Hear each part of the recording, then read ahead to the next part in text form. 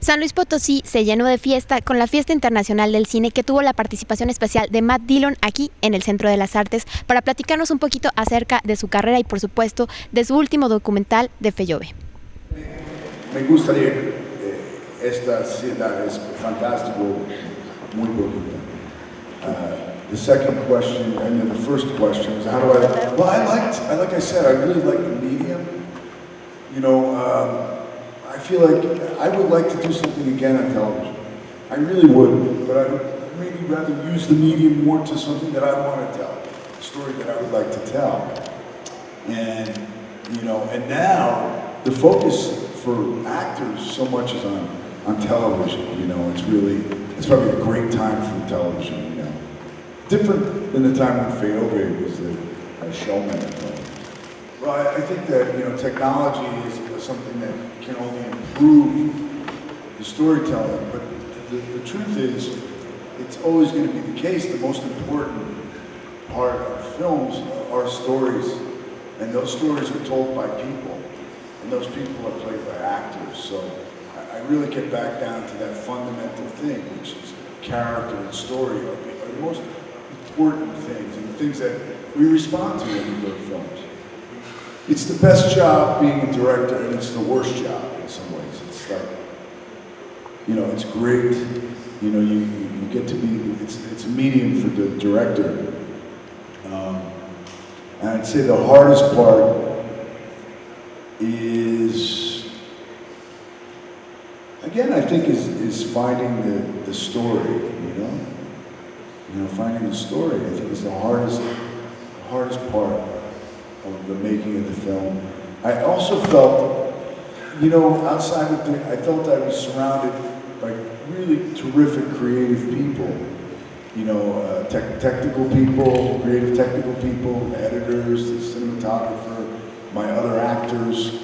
And I found at times what was difficult was dealing with the politics and raising the money and then getting the film distributed and all that stuff. It's not my favorite part of it. I like to get there on the ground and be creative. And, you know, one thing I'll say about, another difficult thing I think is editing a documentary. Very difficult to do. I don't recommend it. I'm not the editor, I just tell the editor what to do, and then he gets mad at me, and then we work it out. We're always in a hurry. But you know, time takes time, and you can't force it. You know, I'm creatively impatient, or I'm impatient sometimes also about how long things take. You know, and I can't force the process. You know, it's got to come when it does. Well, I hope to have it finished within the year. You know, that would be great. So, you know, my producers are probably squirming right now about that. But we've got some more work to do. I don't want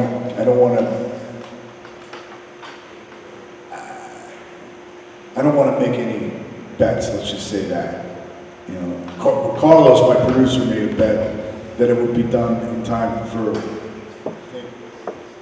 I don't know which festival, one of the festivals. I don't remember, and he lost the bet.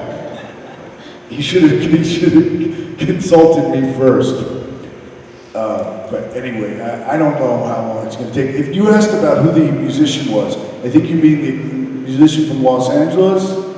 Yeah, his name is Joey Altruda, a very talented, a jazz-oriented Latin musician. And he truly has worked with a lot of old people, older people that are underappreciated. He went, when we were here in 1999, we went out somewhere near Topazlan, you know, in Mexico to meet with Esquivel, who was one of the great, you know who Esquivel was? He was a great Mexican. ¿Conocen Esquivel? ¿Cuántos? Amazing artist. And Joey was a great admirer of his. And we went and met him, and he was a real gentleman, you know. He's not part of this story, but he has his own story. And he worked with people like Les Baxter and Mongo Santa Maria, and just different people. You know, one of the things he did was he went out, you know, he loved Mancini, the composer. So he went and found the saxophone player, Plas Johnson, who played the saxophone in the Pink Panther theme, you know, dun dun dun dun dun dun dun. And he found this guy, and he made many records with him. So he's an interesting guy, you know, very talented. Well, you know, I think I really do truly believe I'm a citizen of the world, right? So I don't look at, like I said, I really do feel at home here in Mexico. Except, I must say, the altitude is very difficult for me, you know. But I do feel very at home here, and so any of that rhetoric or talk about that is just somebody who doesn't really understand, you know, who our neighbors are, you know, and that, you know, culturally there's a big difference between the United States and America. However, we all want and care for the same things. And so, but I feel very, like I said, I can speak for myself, that I feel very at home here. So for me, I have many Mexican friends, so if I come to Mexico City, I've got countless people that are my friends here, and I really feel at home here. And, you know, I don't really pay much attention to what he has to say. I haven't really, so, and certainly about Mexico, because I know Mexico. Some of the things he says are ridiculous.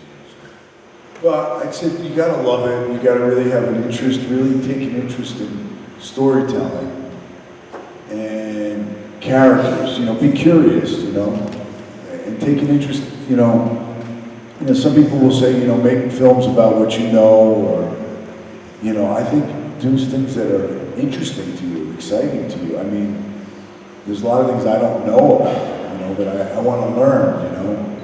And so I think, so I would say, again, the importance for writers, you know, creating great characters, background, atmosphere, and for actors, I think it's just, you gotta love it, and, you know, have fun. I mean, I think it's important that we have fun, because I think no matter what, whether you're acting or directing, is if you're enjoying what you're doing, the people watching it will enjoy it as well. I really think that's important. Gracias. Thank you, Gil Camargo. Gracias a todos.